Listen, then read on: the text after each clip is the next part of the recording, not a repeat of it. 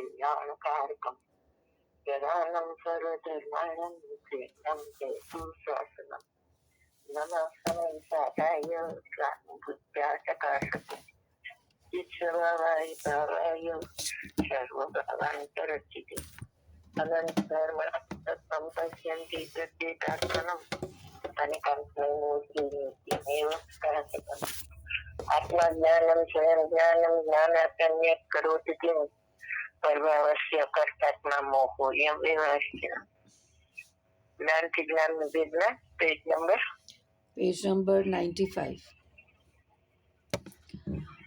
Page number 95માં આપણે એક second ઓલો જે પહેલો બીજો અને આ ત્રીજો મોટો પેરેગ્રાફ છે ને, હા મને એમ છે એ લોચુંબક પાષાણનું કર્યું ને આપણે, એની પછીનો છે. હા આ છે, જેનાથી જ્ઞાન પ્રગટ થાય. 95. 1 2 3 4 5મો પેરેગ્રાફ 95.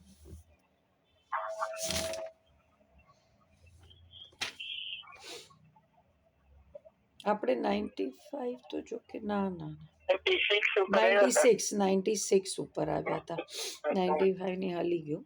96 ઉપર પહેલો બીજો અને આ ત્રીજો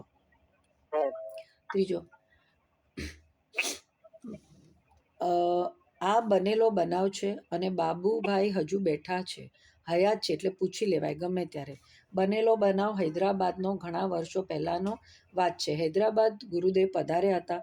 લગભગ 20 થી 25 વર્ષ થઈ ગયા હશે કે 30 વર્ષ થયા હશે, બરાબર યાદ નથી. અરે રાગને કરવું અને રાગને જાણવું સાહેબ, 12મી ગાથા સમયસારમાં ચોખ્ખું લખ્યું છે. સાધક છે ને, સાધક એક સેકન્ડ, મમ્મીનો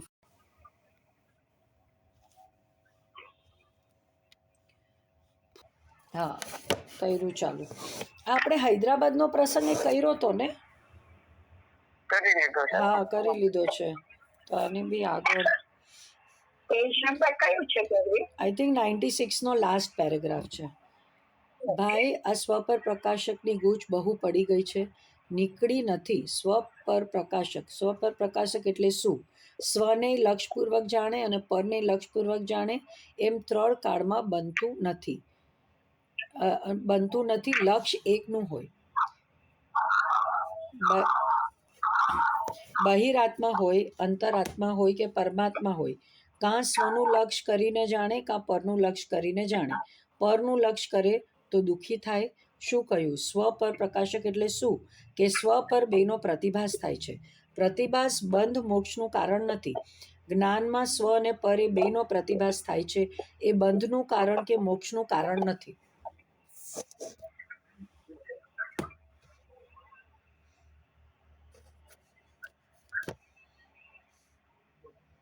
બેન પ્રતિભાસ છે ને, હા એ કોરું પ્રમાણ છે. હા એટલે એને બંધ મોક્ષ નું કારણ નથી. પર્યાર્થિક એનો પરિણામ નિરપેક્ષ છે. એ પ્રમાણ છે ને એમાંથી નિશ્ચય કાઢે જીવન વચનમાં કુશળ, એટલે એમાં સ્વપ્રકાશક ને ઉપાધ્યાય બુદ્ધિ બનાવે ને પછી પરિણમન થાય અને જે સ્વપર પ્રકાશક પ્રગટ થાય એ મોક્ષ નું કારણ છે. બરોબર. અને ઉપયોગ લક્ષણ સ્વપર નો પ્રતિભાસ છે, એમાં પરના પ્રતિભાસ ને લક્ષ કરીને પરિણમે તો એ બંધ નું કારણ, ઇન્દ્રિય જ્ઞાન એ બંધ નું કારણ, શુદ્ધ ઉપયોગ એ મોક્ષ નું કારણ છે. બરોબર. બંધ નું કારણ કે મોક્ષ નું કારણ નથી, કોરું પ્રતિભાસ છે. કેટલા સ્વપર પ્રકાશક છે? એક સ્વપર પ્રતિભાસ છે ને ઉપયોગ લક્ષણ, એને સ્વપર પ્રકાશક કહે છે, એને કોરું પ્રમાણ. પછી એક ઇન્દ્રિય જ્ઞાન નો અનાદિથી છે અજ્ઞાન, એ પર લક્ષ કરે છે એટલે એ બંધ નું કારણ. અને એક અતિન્દ્રિય જ્ઞાન સ્વપ્રકાશક પૂર્વક પ્રગટ થાય છે, નિશ્ચય સ્વપર પ્રકાશક, એ મોક્ષ નું કારણ. પણ અપૂર્ણ દશા હોય ત્યારે બીજું સ્વપર પ્રકાશક હારે હોય છે, એ વ્યવહાર સ્વપર પ્રકાશક, કથનચિત વ્યવહાર સ્વપર પ્રકાશક. સ્વપ્રકાશક હતું એ નય રૂપ હતું, અને આ બે સ્વપર પ્રકાશક છે એ અધ્યાત્મ પ્રમાણના આગમ પ્રમાણ રૂપ છે. એટલે ઈ વ્યવહારમાં સ્વપ્રકાશકી નૈરૂપ છે. અને હા અને સ્વપ્રકાશક પૂર્વક કથનચિત નિશ્ચય સ્વપર પ્રકાશક પ્રગટ થયું. હા એ પ્રમાણ છે, પણ પ્રમાણ એવો વ્યવહાર છે. પર્યાય સહિતના દ્રવ્યને વ્યવહાર કહેવાય. સ્વપ્રકાશક આ વ્યવહાર બરોબર, પ્રમાણ એવો વ્યવહાર. સ્વપ્રકાશક સાથે નિશ્ચય કથનચિત નિશ્ચય એટલે નિર્બળ પર્યાય સહિત નું દ્રવ્ય એ સ્વપ્રકાશક જ છે. પોતાના દ્રવ્ય, પોતાનું ગુણ ને પોતાની પર્યાય, પણ એને અધ્યાત્મ પ્રમાણ કહેવાય. શક્તિમાં જેમ કીધું ને નિર્બળ પર્યાય સહિત નું દ્રવ્ય, એવું આ દ્રવ્ય છે. અને અપૂર્ણ દશા છે એટલે રાગ છે. બુદ્ધિપૂર્વક અબુદ્ધિપૂર્વક સવિકલ્પમાં બે હોય, બુદ્ધિ અબુદ્ધિ, નિર્વિકલ્પમાં અબુદ્ધિપૂર્વક. તો ઈ કથનચિત વ્યવહાર સ્વપર પ્રકાશક કીધું. એ આગમ પ્રમાણ કહેવાય. જે પ્રવચન સારની 47 નહીં છે ને, એમાં સાધક ની મલિન અને નિર્બળ પર્યાય બે નું વર્ણન હોય. મિથ્યા દ્રષ્ટિની વાત નથી, પણ સાધક ની મલિન અને નિર્મળ પર્યાય. અને એ આગમ પ્રમાણ અને અધ્યાત્મ પ્રમાણ એક ને બે વ્યવહાર છે. બરોબર, પ્રમાણ એવો વ્યવહાર. ઓલો નિશ્ચય થયો, આ પ્રમાણ. એટલે નય અને પ્રમાણ થી અનેકાંત સિદ્ધ થયું એ ભાવશ્રુત પ્રમાણ જ્ઞાન અથવા કેવળ જ્ઞાન. બરોબર, અને પ્રમાણ થી જે સિદ્ધ થયું, નય અને પ્રમાણ થી જે સિદ્ધ થયું એ ભાવશ્રુત પ્રમાણ જ્ઞાન ફળરૂપ સ્વપર પ્રકાશક છે. ભાવશ્રુત પ્રમાણ જ્ઞાન અથવા કેવળ પૂરું થાય તો કેવળ જ્ઞાન એ સ્વપર પ્રકાશક. એ પૂરું, એને ફળરૂપ અનેકાંત કહેવાય. નયરૂપ અનેકાંત છે એ અસ્થિ નાસ્તિ અનેકાંત. અને આ અધ્યાત્મ પ્રમાણ ને આગમ પ્રમાણ છે એ એવું કહેવાય દ્રવ્ય પર્યાય સ્વરૂપ અનેકાંત. બરાબર. અચ્છા, આગમ અને આધ્યાત્મ દ્રવ્ય પર્યાય સ્વરૂપ અનેકાંત. અને ઓલું છે પ્રમાણ રૂપ અનેકાંત, ફળ રૂપ.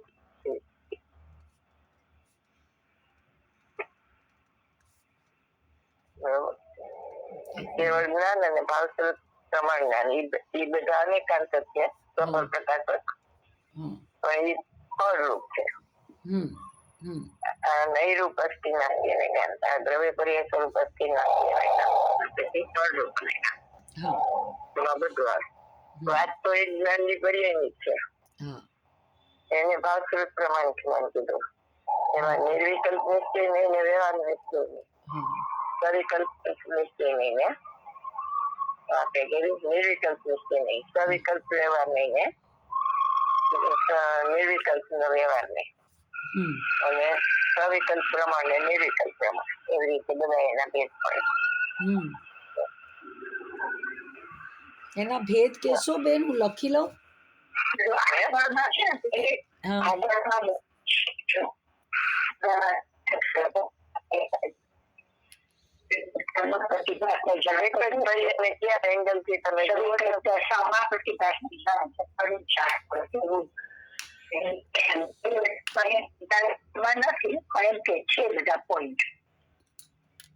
લખેલા છે, એક વાર લખાવ્યા. આમાં આગળ આવે છે. આવે છે ને આપણે લખાવ્યા છે. એ તો લખાવ્યા તો હોય, પણ હવે તો ફરી લખો તો કદાચ ભેજામાં ક્યારેક યાદ રહે ને. એટલે ઓહો, નિગોદના જીવમાં સ્વપર પ્રકાશક પર્યાય છે. જો સ્વપર પ્રકાશક માંડીને સ્થિત સુધી બધાને સ્વપરનો પ્રતિભાસ તો છે ને. 5 દ્રવ્ય છે એમાં જાણવું નથી. જીવ દ્રવ્યમાં જાણવું છે. જાણવું જે થાય છે ને એ સુવર્ણ પાષાણ જેવું છે. એટલે શું કે સુવર્ણ પાષાણમાં બીડું ચમકતું હોય ને, તો એમાંથી પ્રોસેસ કરીને સોનું કઢાય. એમાં જાણવું છે એ તમે પકડો તો આખા જગત થી ને રાગાદી થી જુદા પડી જાઓ. બરોબર. અને પછી ઉપયોગ છે એટલે અહીંયા ઉપયોગનો પ્રતિભાસ સ્વીકારી ભગવાન આત્માનો થઈ ગયો છે એને ઉપાધિભૂત નહીં બનાવો એટલે સ્વપ્રકાશક થાય. પછી સ્વપ્રકાશક ને જોતા આનંદ મૂર્તિ ને જોતા આનંદ આવ્યો તો કથનચિત નિશ્ચય સ્વપ્રકાશક છે. અપૂર્ણ દશા છે એટલે કથનચિત વ્યવહાર સ્વપ્રકાશક ને અબુદ્ધિપૂર્વક નો રાગ પછી અવિકલ્પમાં આવે તો બે બુદ્ધિપૂર્વક ને અબુદ્ધિપૂર્વક અને નહીં અને પ્રમાણથી એને કામ શીખતા એ ફળરૂપ અને કામ શ્રદ્ધા અને કેવળ જ્ઞાન બરોબર.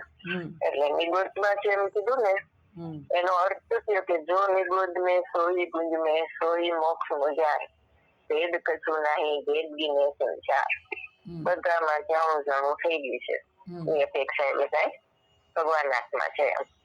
અને 50 ટીકા છે ને એની 121 ગાથામાં કીધું કે એકેન્દ્રી દેન્દ્રી ત્રણેન્દ્રી ચૌરેન્દ્રી પંચેન્દ્રી સંની અસંગની પર્યાપ્ત પર્યાપ્ત એ જીવનું લક્ષણ નથી. જીવ સમાસ જીવ સમાસ કે ને તો એ જીવનું લક્ષણ નહીં પણ એમાં જે જ્ઞપ્તિ છે ને સ્વપરની એ જીવનું લક્ષણ છે. એટલે એનો અર્થ એમ થયો કે એકેન્દ્રીમાં સ્વપરની જ્ઞપ્તિ છે અક્ષરમાં અનંતમાં ભાગે ત્યાં જ્ઞાન છે પણ જેમ આગલું હોય નાનું હોય કે અરીસો મોટો હોય એમાં ઝળકવાનો સ્વભાવ હોય જ ને એમ અક્ષરમાં અનંતના ભાગમાં પણ 3 કાળ 3 લોક ઝળકી રહ્યા છે એમ બરોબર. સ્વપરની જ્ઞપ્તિ કીધી ચાલો વાંચો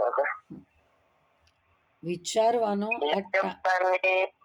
આપણે સમયસરની ઘડાની દાખલા છે ને ગીનો ઘડો એમાં આ વાત આવે છે કે એકેન્દ્રી બેન્દ્રી સ્વરૂપ નથી જ્ઞાન સ્વરૂપ છે ને એ એનું સ્વરૂપ છે એમ. ઘી ઘડો કીધો એટલે ઘડો કઈ ઘી રૂપ નથી પણ એમાં ઘી છે એટલે કહેવાય કે ઘીનો ઘડો એમ. વિચારવાનો તો આ ટાઈમ ક્યાં મળે. 50 ટીકાની 121 ગાથા છે એમાં છે કે આ સ્વ પર પ્રકાશકની જ્ઞપ્તિ એટલે ગુણ ગુણીના કથનચિત અભેદથી એ એકેન્દ્રિય આદિ બધા જીવોમાં રહેલું અને એનું 50 ટીકાની એટલે ગુણ ગુણીના કથનચિત અભેદથી એ એકેન્દ્રિય આદિ બધા જીવોમાં રહેલું એ એનું લક્ષણ છે. એ એનું સ્વ પર પ્રકાશક એનું લક્ષણ છે. પ્રમાણભૂત લક્ષણ છે એ પણ આમાંથી નહીં કાઢે છે કે સ્વને જાણે ને પરને જાણતું નથી. ગુણ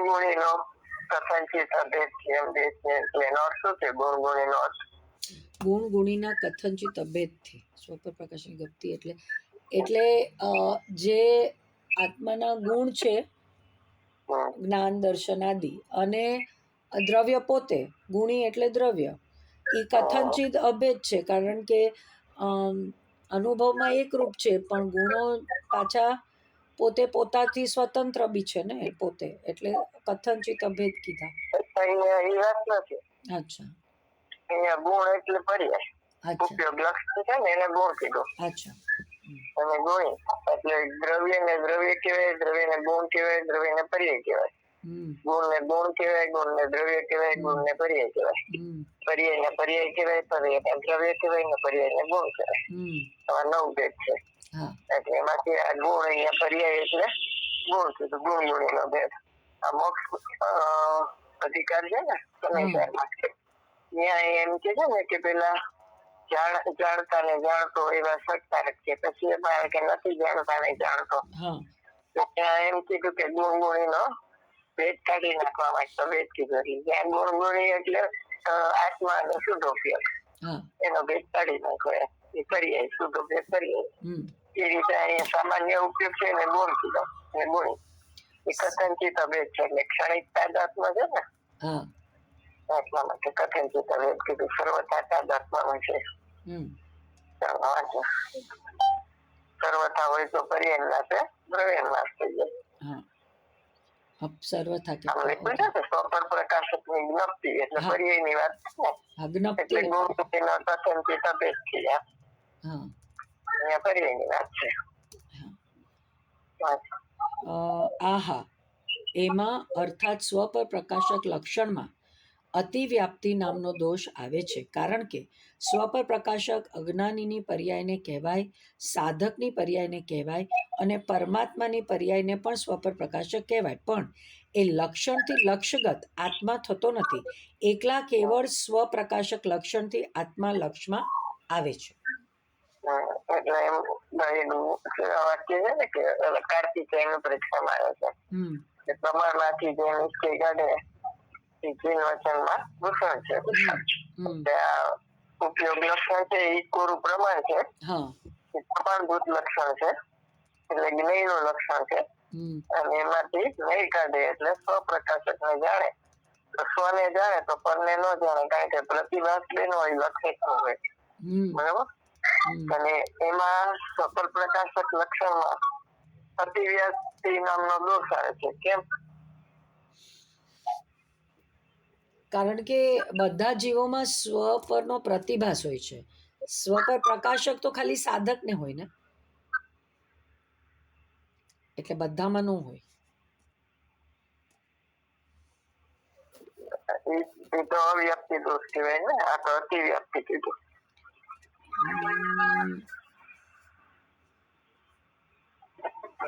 એટલે આમાં લખ્યું છે કે અજ્ઞાનીની પર્યાયને સ્વ પર પ્રકાશક કહેવાય, સાધકની પર્યાયને સ્વ પર પ્રકાશક કહેવાય અને પરમાત્માની પર્યાયને પણ કહેવાય, પણ એને સ્વ પર પ્રકાશક કહેવાય, પણ એ પર્યાય છે અને આત્મા સ્વપ્રકાશક છે. એમ સ્વ પર પ્રકાશક બધી પર્યાયમાં છે. વિગોથી માંડીને ચીજ સુધી બધામાં. પણ એ લક્ષણ છે આત્માનું લક્ષણ, ઉપયોગનું લક્ષણ સ્વપરની જ્ઞપ્તિ. પણ એ લક્ષણ થી તમને આત્મા નહીં જણાય એમ કે છે. અતિવ્યાપ્તિ દોષ આવ્યો. એ લક્ષણ માંથી તમે એમ કીધું ને ઉપર, એ પ્રમાણભૂત લક્ષણ છે અને એમાંથી નહીં કાઢે એટલે સ્વપ્રકાશક. તો એ સ્વપ્રકાશક કાઢે તો સ્વને જાણે ને પરને જાણે નહીં, એટલે જાણનારો જણાય છે ને ખરેખર પર જણાતો નથી એવું પરિવર્તન થાય. બરોબર. તો એ સ્વપ્રકાશક માં અનુભવ થાય. સ્વપર પ્રકાશક માં અનુભવ ન થાય, કારણ કે તો કોમન છે બધામાં છે. બરોબર.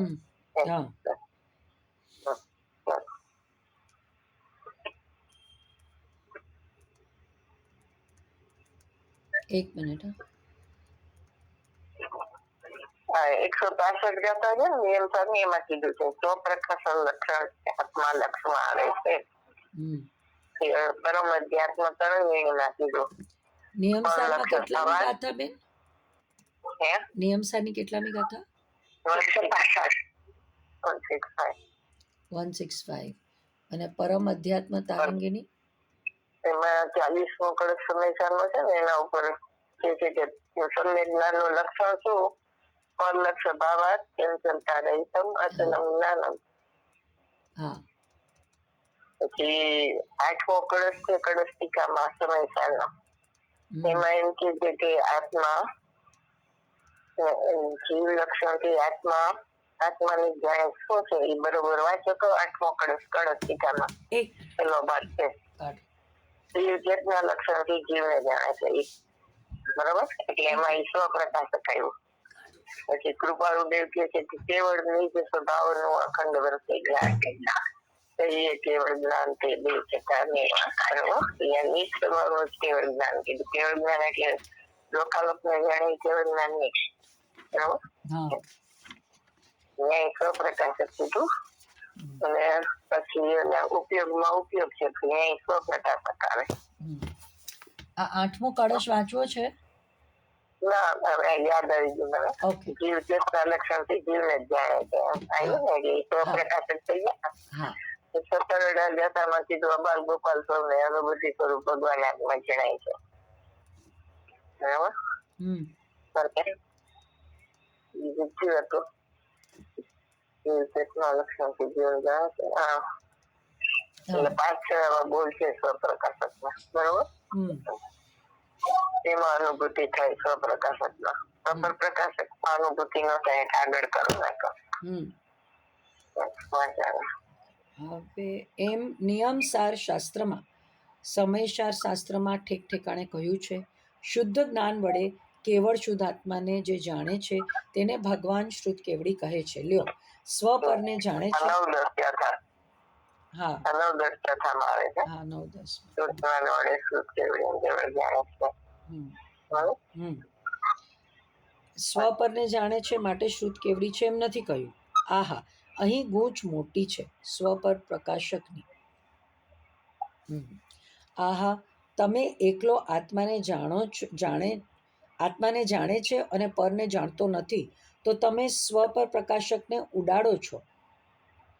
ઉડતું નથી, સ્વ પર પ્રકાશક સ્થપાય છે. એમાં જે આત્માને જાણે એને સમ્યક જ્ઞાન થાય છે, અને સમ્યક જ્ઞાનમાં લોકાલોક જણાય છે, પ્રતિભાસે છે. સ્વ પર પ્રતિભાસે પણ એ પ્રતિભાસને જાણતો નથી, પ્રતિભાસના વિષયને જાણતો નથી, અને નિર્વિકલ્પ ધ્યાનમાં પ્રતિભાસને પણ જાણતો નથી. સવિકલ્પ દશામાં પ્રતિભાસને જાણે છે પણ પરને જાણતો નથી. એવી અપૂર્વ વાતો અંદરમાં રહેલી છે. કાચા અક્ષરે લખ્યું છે એટલે અગત્યનું છે. હા એમ છે ને, આહા તમે લખ્યું છે ને એ કાઢી નાખવાનું.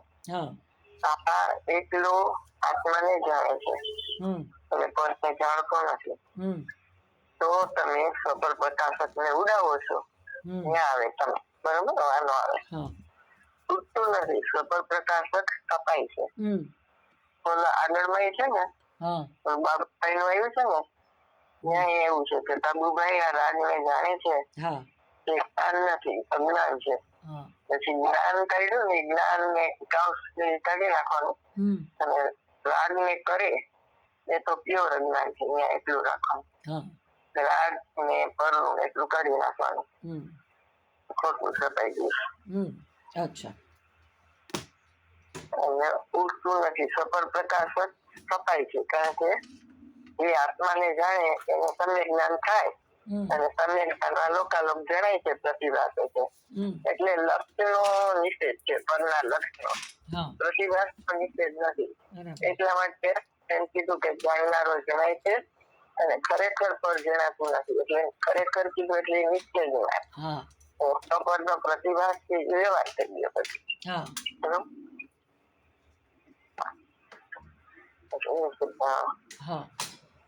પ્રતિભાસ છે, સ્વ પર પ્રતિભાસ છે, પણ એ પ્રતિભાસ ને જાણતો નથી, પ્રતિભાસ ના વિષય ને જાણતો નથી, અને નિર્વિકલ્પ ધ્યાનમાં પ્રતિભાસ ને પણ જાણતો નથી. સવિકલ્પ દશામાં પ્રતિભાસ ને જાણે છે પણ પરને જાણતો નથી. એવી અપૂર્વતા તો અંદરમાં રહેલી છે. અતિન્દ્રિય જ્ઞાન છે કે એમાં શુદ્ધોપયોગ છે એ સ્વપ્રકાશક છે, અને શુદ્ધ પરિણતિ છે ને એ પણ સ્વપ્રકાશક છે. અને સાધક નું સમ્યક ઇન્દ્રિય જ્ઞાન છે ને એ ઉપયોગાત્મક પણ તને જાણે છે, અને એ દોષ કહેવાય એને, અને એને જ્ઞાતાનો ઉચ્ચાર કહેવાય. અજ્ઞાન પરને જાણે તો એને જ્ઞાતા બુદ્ધિ કહેવાય, કારણ કે એને સ્વને જાણ્યા વગર પરને જાણે છે ને, તો એ અજ્ઞાન થઈ ગયો. અને જ્ઞાની ને સ્વને ખબર છે હવે, પણ ઉપયોગાત્મક અંદર રહી નથી શકતા, એટલે ઇન્દ્રિય જ્ઞાન ઉપયોગાત્મક પણ પરને જાણે તો એ જ્ઞાતાનો ઉપચાર આવે છે. અહીંયા જે છેલ્લી લીટી છે ને, સવિકલ્પ દશામાં પ્રતિભાસ ને જાણે છે શુદ્ધ પરિણતિની વાત છે. ઉપયોગાત્મક પણે જાણે છે, પણ શુદ્ધ પરિણતિ જે થઈ, શુદ્ધ પરિણતિ ન હોય ને તો મિથ્યા દ્રષ્ટિ થઈ જાય. સવિકલ્પ દશા શુદ્ધોપયોગ માંથી સવિકલ્પ દશામાં આવે એટલે મિથ્યા દ્રષ્ટિ ન થાય, પરિણતિ તો ચાલુ જ છે. એટલે હું ગ્રાહક છું એવું એટલું યાદ નથી કરવું પડતું, એને વેદનાન ચાલુ જ હોય છે. હવે એને ખબર પડી ગઈ ને હું ગ્રાહક છું એવું, તો સવિકલ્પ દશામાં એ શુદ્ધ પરિણતિ છે, બરોબર, એ પ્રતિભાસ ને જાણે છે પણ પરને જાણતો નથી. એટલે ગુરુદેવ શું કે છે કે આ જણાય છે ને એ ચીજ તમને નથી જણાતી, તમને જાણનાર જણાય છે. એટલે એ ચીજ નો તમારા જ્ઞાનમાં પ્રતિભાસ કહે છે ને, એ તો તમારું જ્ઞાન છે, અને એને તમે જાણો છો, પરને નહીં.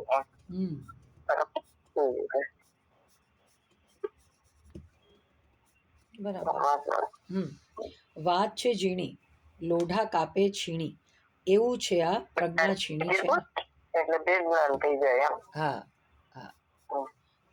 હા, પ્રજ્ઞા છીણી છે ને.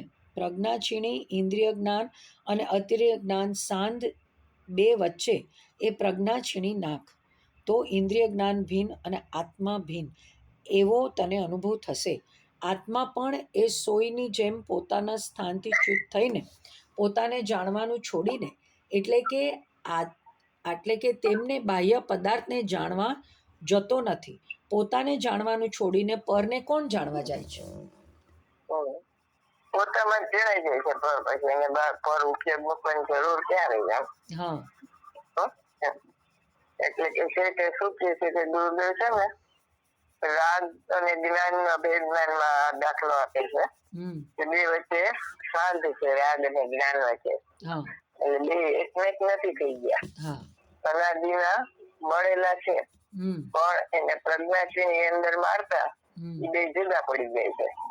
એના માટે રાજકોટની સિંદોરિયા ખાંડ નો દાખલો આપે કે અમે આ દિશાએ જતા તો અહીંયા સિંદોરિયા ખાંડ હોય ને એમાં જે રગ દેખાય ને ત્યાં એ લોકો ઓલી વાત મૂકીને મૂકે એટલે એનો ધડાકો થાય ને તો બે પથ્થર જુદા પડી જાય.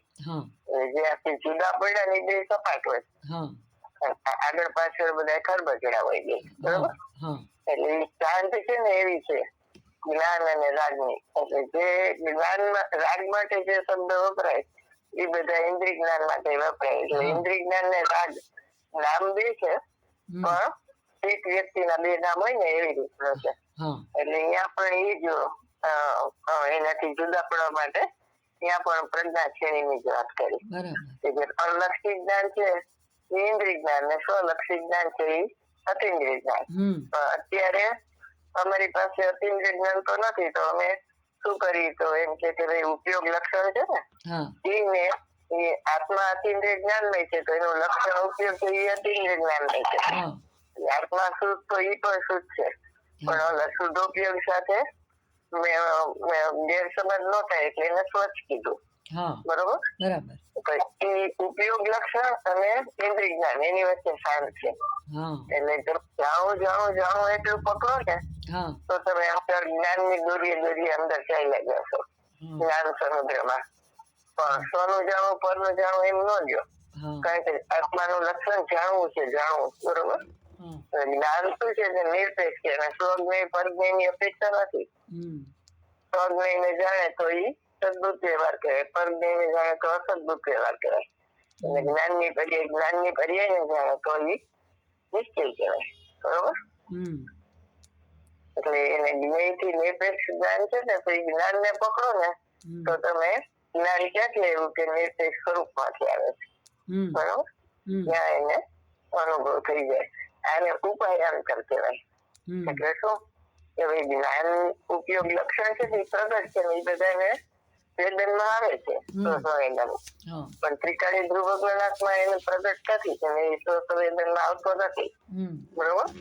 એટલે આ ઉપયોગ લક્ષણ અને ઉપાયાંતર કહેવાય. ખરેખર તો ત્રિકાળીના લક્ષણ એક દર્શન પ્રગટ થાય, પણ હજી આકરું લાગતું હોય ને તો આ ઉપયોગ લક્ષણ ને પકડતો એનાથી ઉપયોગમાં ઉપયોગ છે જતો રહેતો એમ, બરોબર.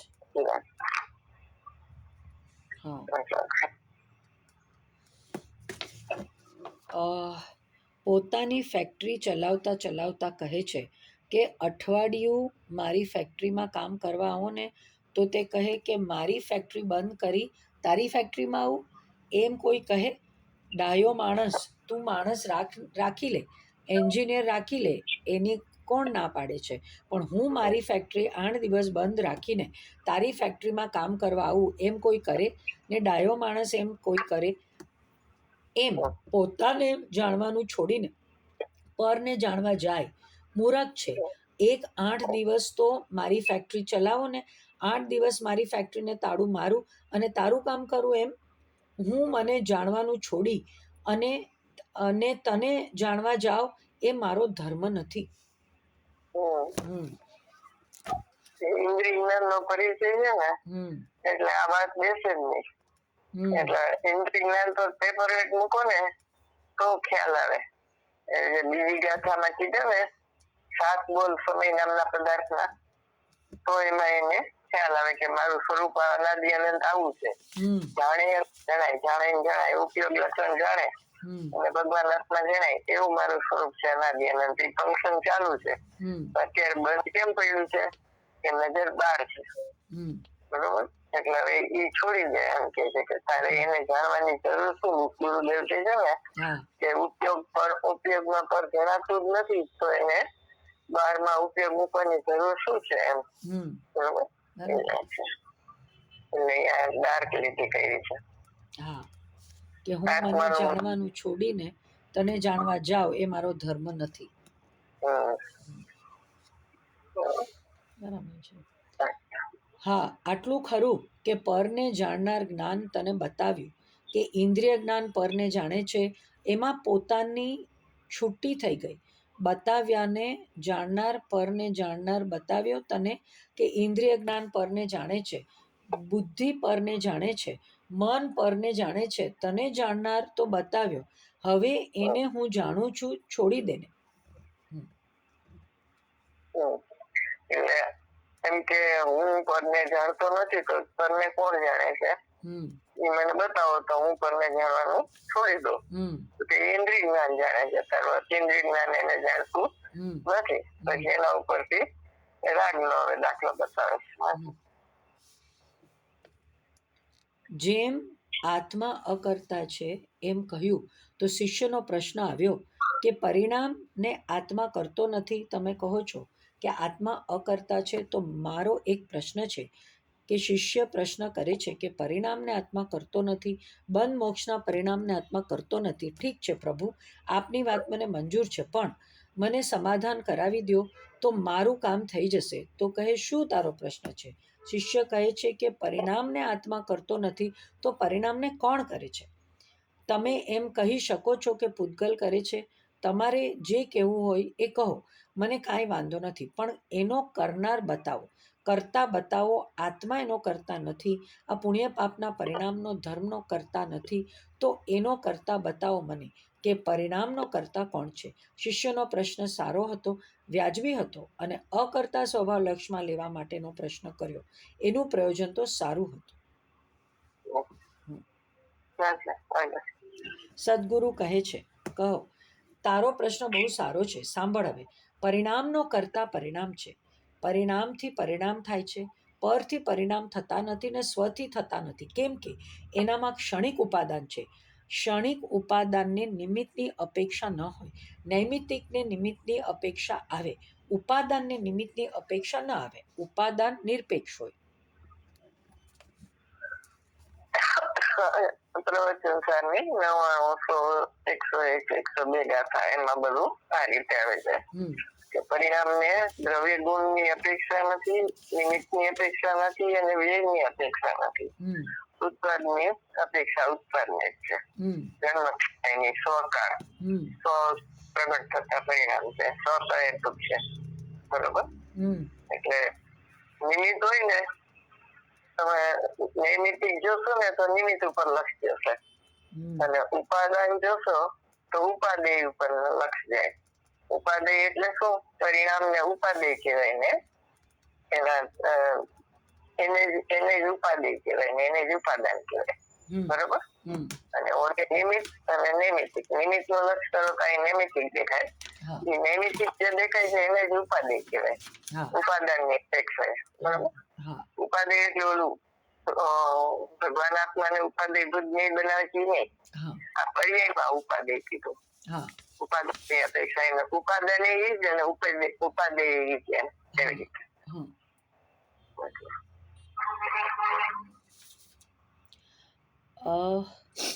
કર્મને નો કીધું, આત્માને નો કીધું, પણ એને ક્ષણિક ઉપાદાન કીધું. હવે ક્યાં આવે છે સમયસારમાં? ક્ષણિક ઉપાદાન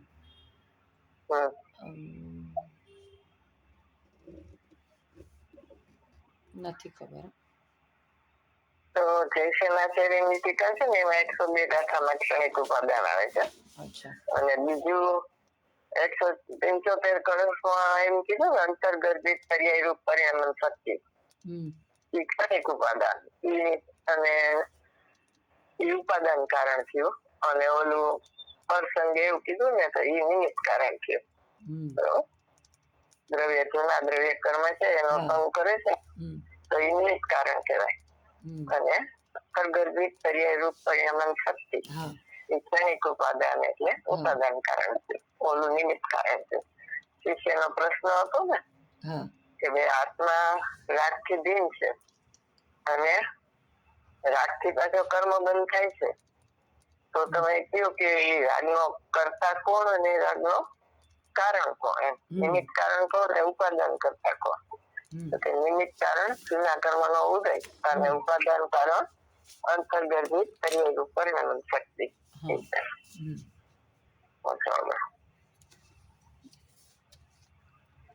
હવે 47 દોહા છે ને મૂળમાં ભૂલ. હા મૂળમાં ભૂલ માહિતી છે ના, એ નથી વાંચ્યા. એના ઉપર ગુરુદેવના પ્રવચન છે મૂળમાં ભૂલનો. અચ્છા. આ ઉપાદાન નિમિત્તના બધા ઝઘડા છે ને એમાં એનું નિરાકરણ છે. અચ્છા. એટલે એ વાંચી લ્યો ને તો બધી પછી ખ્યાલ આવી જાય, નિર્ણય થઈ જાય તો પછી બીજી ભૂલ ન થાય. ગુરુદેવ કહે છે કે ઉપાદાન નિમિત્ત નિશ્ચય વ્યવહાર અને ક્રમબદ્ધ 5 માં બહુ વિરોધ થયો, એમાં બધી ગરબડ હતી. બરોબર. અને આત્મા ત્રિકાળ શુદ્ધ છે એ નહોતા માનતા લોકો. એટલે એ લોકો શું કે ગુરુદેવ દેવને નથી માનતા, ગુરુને નથી માનતા, શાસ્ત્રને નથી માનતા. દેવને ન માને એટલે શું? ઓલા લોકો ગુરુદેવે કીધું ને કે ભાઈ દેવ દેવી છે એને માનવું ગુરુ જ મિથ્યાત્વ છે. એટલે પછી ગુરુદેવના જે અનુયાયી હતા ને એ લોકોએ શું કર્યું કે બધા જે પૂજા કરતા હતા, નિમિત્ત હતા, એ બધી સામગ્રી હતી ને એ લોકો કુવામાં પધરાવ્યા. એટલે પછી આ લોકોએ વિરોધ કર્યો કે પદ્માવતી દેવીને તમે કુવામાં પધરાવી દીધા એમ. એટલે દેવને નથી માનતા. આત્મા પોતે જ દેવ છે એમ કે કુદેવ કુગુરુ કુશાસ્ત્ર ની તો વાત એક બાજુ રહી, પણ સાચા દેવ ગુરુ શાસ્ત્ર છે ન્યાય પેપર વેટ મૂકી પોતાના હાલ માટે દેવ માનો તો તમને પરિણમન થાય. બરોબર. ત્યારે અગ્રહિત એટલે જૈન દર્શન માં આવ્યા, દિગંબર ધર્મ માં આવ્યા તો પણ ગ્રહિત મિથ્યા તો રહી જાય છે. એના માટે મોક્ષ દ્વાર પ્રકાશક નો 7મો અધ્યાય કીધો અને ચોથો 5મો છે એ અન્ય મત માટે છે. 5મો છે કદાચ 5મો અધિકાર, પણ 7મો અધિકાર 5મો છઠ્ઠો છે ને એમાં. અને આમાં છે તો કીધું કે ભાઈ તમે જૈન દર્શન માં આવ્યા તો પણ ગ્રહિત મિથ્યા તો નથી ગયું હજી તમારું, એ રહી ગયું છે. એટલે અનુભવ થાય ને ત્યારે ગ્રહિત ને અગ્રહિત બે મિથ્યાત્વ છૂટે છે. ગુરુદેવ કે અમે તો કોઈને કીધું નથી કે તમે કુવામાં પધરાવો. એટલે અમુક લોકો માનતા હોય ઘરમાં, અમુક ન માનતા હોય તો પછી ઝઘડા જેવું થાય ને.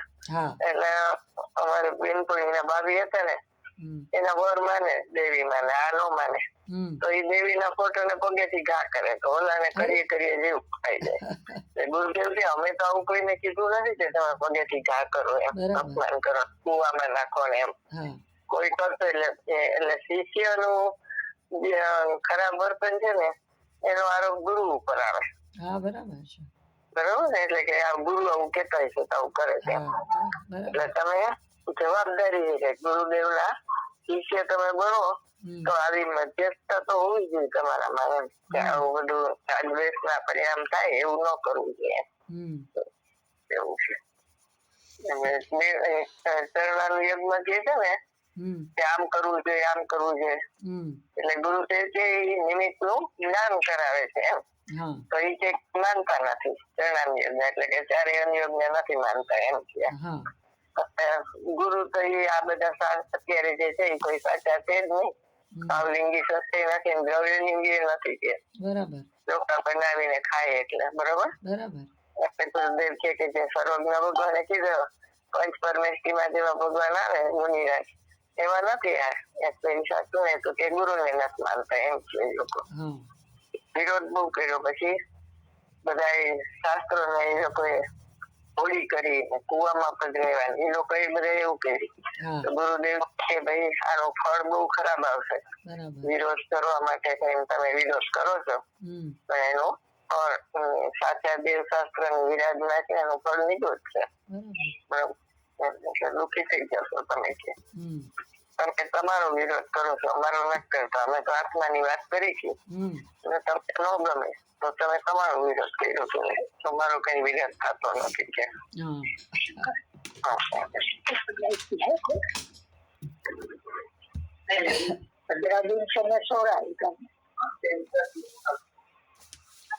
શું કહો છો? પરિણામ દ્રવ્યના કાર્ય વિના, મારા કાર્ય વિના પરિણામ થયા જ કરે છે. કર્યા વિના, મારા કર્યા વિના પરિણામ થયા જ કરે છે કે હા, તારા કર્યા વિના અત્યાર સુધી થયા છે અને ભવિષ્યમાં પણ તારા કર્યા વિના જ પરિણામ થયા કરશે. કેમ કે પરિણામમાં ષટકારકની શક્તિ છે, તે ક્ષણિક ઉપાદાન છે. એટલે જે અનુભવ થાય ને પછી જ્ઞાની એમ કે છે કે પરિણામ મારા કર્યા વગર થાય છે અને પરિણામ મારા જાણ્યા વગર જણાય છે. તો આ જ્ઞાનીની સવિકલ્પ દશાની વાત છે. નિર્વિકલ્પ દશામાં તો આત્મામાં પરિણામ છે જ નહીં, ન્યાયની નજર છે તો પરિણામ કરતા નથી, પરિણામ ને જાણતા નથી.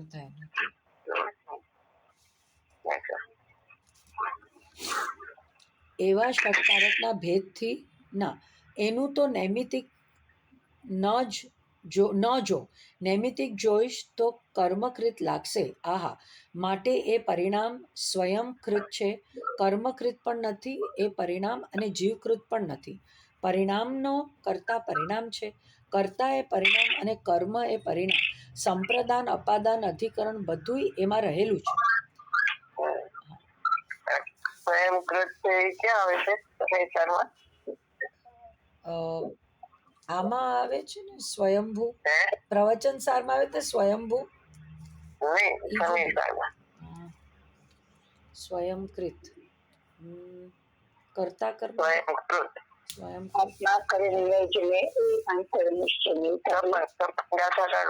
કેટલામી 56 પર્યાય આશ્રિત કીધું ને એટલે સ્વયંકૃત, દ્રવ્ય આશ્રિત ને કર્મ આશ્રિત. બરાબર.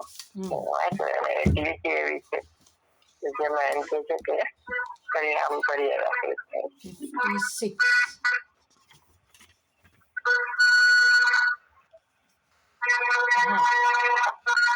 56માં ગાથા છે. વર્ણાદિ ગુણસ્થાનાદ ભાવો જીવના વ્યવહારથી પણ કોઈ એ ભાવો નથી, આત્મા તણા નિશ્ચય થકી. ભાવાર્થ, આ વર્ણ 56 ને 56 ગાથા કીધી ને? હા, તો આ 56 ગાથા છે ને. ભાવાર્થ, આ વર્ણથી માંડીને ગુણસ્થાન પર્યંત ભાવો કહેવામાં આવ્યા તે વ્યવહારથી તો જીવના છે, માટે સૂત્રમાં કહ્યા જ, પરંતુ નિશ્ચય નયના મતમાં તેમનામાંના કોઈ પણ જીવના નથી. અહીં વ્યવહાર નહીં, પર્યાય આશ્રિત હોવાથી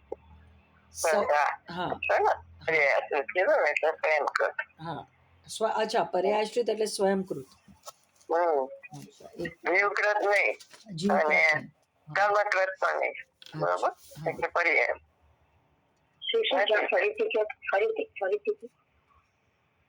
એમ કીધું કે આજ્ઞા પરિણામ થાય ને તો એ કર્મકૃત છે, જીવકૃત છે, સ્વયંકૃત છે કે ઉભયકૃત છે. બરોબર. એવા 4 પ્રશ્ન ઉભા થયા. એટલે અનુભવ થાય જ્ઞાની ને નિર્મળ પર્યાય સહિત નું દ્રવ્ય પ્રગટ થાય તો એ એમ સમજે છે કે મારા આશ્રય કર્મ આ રાગાદી નથી થતા, દ્રવ્ય કર્મ ના લક્ષ્ય થાય છે, તો એ એને કર્મકૃત કહે છે. બરોબર. અને અજ્ઞાનમાં એ કર્મ થી થયા છે એમ માને છે, કર્મ છે નિમિત્ત, પણ એ એમ કે છે કે કર્મ થી રાખ્યા. તો એ બે દ્રવ્ય નું ભેદમાન કરો તો એ તમે આત્માનું લક્ષ્ય ન કર્યું અને દ્રવ્ય કર્મ નું લક્ષ્ય થયું તો તમને કર્મ થયા, તો એ તમારે પોતાની ભૂલ છે એમ. બરોબર. અજ્ઞાનની આત્માનું લક્ષણ કર્યું અને આ એમ કે છે કે સ્વયંકૃત પછી આત્માના લક્ષ્ય થયા એમ કે દ્રવ્ય કર્મ થી નથી થયા, તમારે પોતાથી થયા છે એમ. બરોબર. તો એ પરિણામી દ્રવ્ય ત્રિકાળી નહીં. અને ઉભયકૃત કહેવાય કે જેમ બાળક થાય તો પતિ પત્ની બેયનું કારણ છે, હા એમ કે રાગ છે તો દ્રવ્ય કર્મ અને ભાવ કર્મ બે થઈને થાય, એટલે જીવકૃત ને કુંડલકૃત બે કીધું, હા દ્વેષે ના કરીએ. હા એટલે એના માટે દાખલો ઓલો હળદર ને સોડા કંઈક ભેગું કરે તો લાલ થઈ જાય ને, હા ચૂનો, હળદર ને ચૂનો, હળદર ભેગું કરે તો હા લાલ થઈ જાય. તો હકીકતમાં હળદર એનો પીળો કલર છોડીને એ લાલ થયું છે, અને ચૂના એનો સફેદ કલર છોડીને લાલ થયું છે.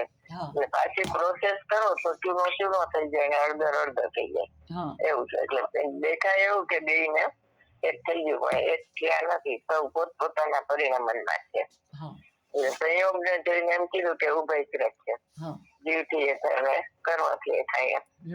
અને અહીંયા એમ કે છે કે એ સ્વયંકૃત છે, એ પર્યાયકૃત છે ને, એટલે એ પરિણામ સ્વયંકૃત છે.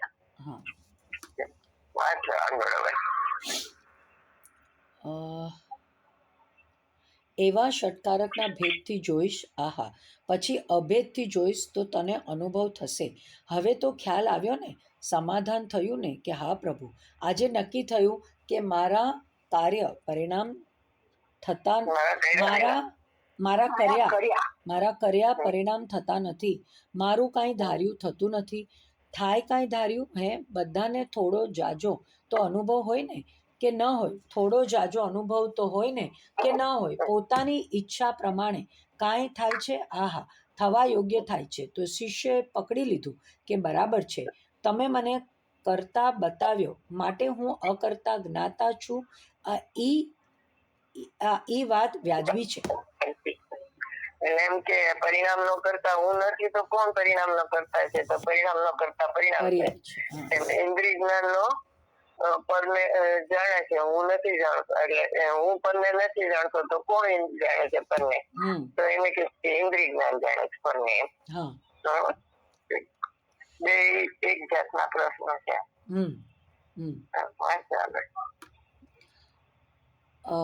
પછી બીજે દિવસે શ્રી ગુરુ કહે છે કે આત્મા પરનો જ્ઞાતા નથી. શિષ્ય વિચારે છે, અરે, પરનો કરતા નથી, પરિણામનો કરતા નથી, એ વાત આપે કરી, અને મેં પ્રશ્ન પૂછ્યો કરતા બતાવો, તો આત્મા અકર્તા છે એમ શ્રદ્ધામાં લઈ લો, અને આપે મને કરતા બતાવ્યો કે પરિણામનો કરતા પરિણામ છે. હવે આજે કહો છો આપ કે પરનો જ્ઞાતા નથી, તો જ્ઞેય તો છે કે નહીં?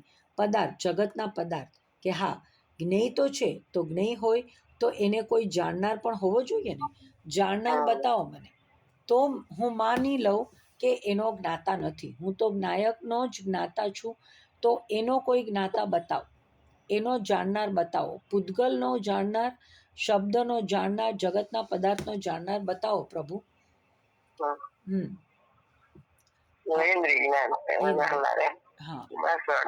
હા, કહે છે બતાવું, કે હા પ્રભુ બતાવો, તો હું સ્વીકારી લઈશ. તો સદગુરુ કહે, સાંભળ, કે પર સન્મુખ થયેલું ઇન્દ્રિય જ્ઞાન એ પરને જાણે છે, સ્વ સન્મુખ થયેલું જ્ઞાન આત્માને જાણે છે. આ તને બતાવ્યું કે ઇન્દ્રિય જ્ઞાન પરને જાણે છે. લે, આ ગાથાએ 10 ગાથા 373 થી 382 બતાવ્યું ને, છતાં મૂઢ જીવ ઉપશમ ભાવને પામતો નથી અને એમ કહે છે કે હું પરને જાણું છું. આ 10 ગાથા સદગુરુ મુખેથી સાંભળીને પણ કોઈ જીવ એમ કહે છે કે હું પરને જાણું છું, નરમ પડ્યો નથી અને સમ્યક દર્શન નહીં થાય. આ શાપ નથી પણ હકીકત છે. અહીંયા આશીર્વાદ કે શાપની વાત નથી ને, અહીંયા છે નહીં. અમારા પિતાશ્રીને માતુશ્રી હતા, મોટી ઉંમરના હતા, 101 વર્ષે ગુજરી ગયા. નજરે જોયેલી વાત, બાળકો નાના હોય તેને ડોસીમાં ખોડામાં લે અને તેને કડવાણી પાવી હોય, બાળક તો ઠેકડા મારતો હોય, પણ તેને પકડી મોઢું ફાડીને કડવી દવા નાખે. પણ તેનો આશય શું હતો? બાળકને પેટમાં દુખતું હતું અને આખી રાત સૂતો નહોતો અને રાડો નાખતો હતો, તેથી કડવાણી પાઈ દીધી. તેમ બાળકને, આહા, એમ 10 ગાથા સાંભળ્યા પછી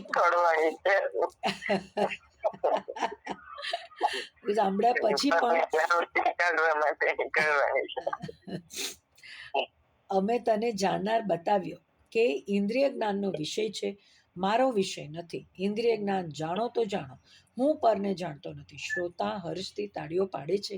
આવી કુનકુન ભગવાનની વાણી આવી, અને હજી તું ઢીલો પડતો નથી. કેળવણીનો દાખલો એ છે.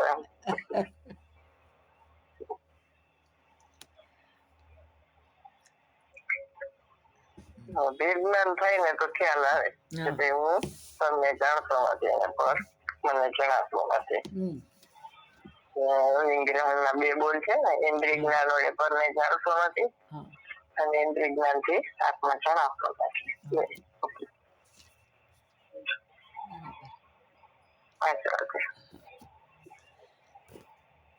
સમ્યક દર્શન થતા ભલે વાર લાગે, પણ ઢીલોય પડતો નથી. વિકલ્પાત્મક દશામાં પણ નિર્ણય કરતો નથી કે હું પરને જાણતો નથી. જાણનાર જણાય છે. આહા, તો સમ્યક દર્શનને થવાનો અવકાશ આવશે નહીં. આહા, બે ભૂલ છે, પરિણામની કરતા બુદ્ધિ અને પરિણામની જ્ઞાતા બુદ્ધિ.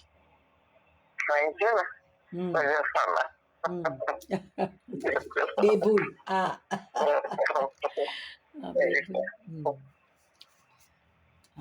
બરાબર. પરિણામની કરતા બુદ્ધિ આવે, જ્ઞાતા બુદ્ધિમાં જ્ઞાનની પર્યાયનો નિશ્ચય આવે. બે ભેગા થાય એટલે અનુભવ થાય. બરોબર. 6 મહિનાનો કોર્સ કીધો. વિકલ્પાત્મક દશામાં કરતો નથી, પરિણામની કરતા. અને આત્મા પણ લોચુંબક પાષાણથી ખેંચાયેલી સોયની જેમ પોતાના સ્થાનથી ચ્યુત થઈને તેમને એટલે બાહ્ય પદાર્થને જાણવા જતો નથી. આ સ્પર્શ, રસ, ગંધ, વર્ણ, શબ્દ કયા ને 6 દ્રવ્ય દેવગુરુ શાસ્ત્ર.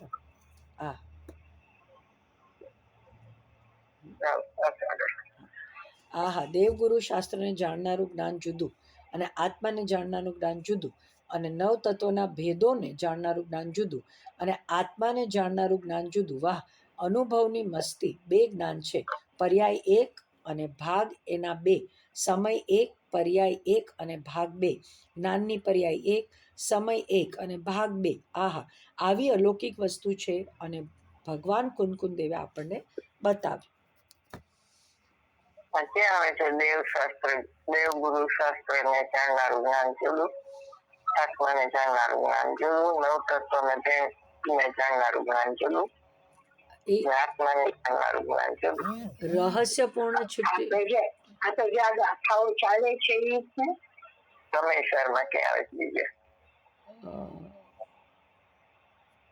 31 ગાથામાં કીધું ને, દ્રવ્યેન્દ્રિય, ભાવેન્દ્રિય, વિષયો. તો ભગવાનની વાણીને ઇન્દ્રિય કીધું, ત્રણેયને ઇન્દ્રિય કીધું, ત્રણેયને જ્ઞેય કીધું. બરોબર. એટલે એટલાથી ભગવાન આત્મા જુદો છે. અને નવ તત્વની વાત 38ની ગાથામાં કીધું કે નવ તત્વથી અત્યંત ભિન્ન છે ભગવાન આત્મા. તો ભિન્ન હોય એને ન જાણે, ભિન્ના ભાવા નો દ્રષ્ટા. એક જ્ઞાનની પર્યાયના 2 ભાગ પડી જાય છે એ આમાં કીધું. અજ્ઞાનીને છે પણ એને જુદું નથી પાડ્યું, પ્રજ્ઞા છે જે ઉપજ્ઞ ઇન્દ્રિય જ્ઞાન છે. અને જુદું પાડ્યું એટલે અતિન્દ્રિય જ્ઞાન ને ઇન્દ્રિય જ્ઞાન 2 ભાગ પડી ગયા. ઇન્દ્રિય જ્ઞાન નો સ્વામી નથી થતો, છે ખરું 12મા ગુણસ્થાન અંત સુધી રહેશે, એનો સ્વામી નથી હવે. બેન, હવે પૂરું કરવું પડશે. થઈ ગયો ટાઈમ. હા, ચાલો. જાવાય કે જ્ઞાન શ્રી સુજે લોકાલોક સોવાણી મસ્તક નમો સદા દેતો જય જિનેન્દ્ર. જય જિનેન્દ્ર.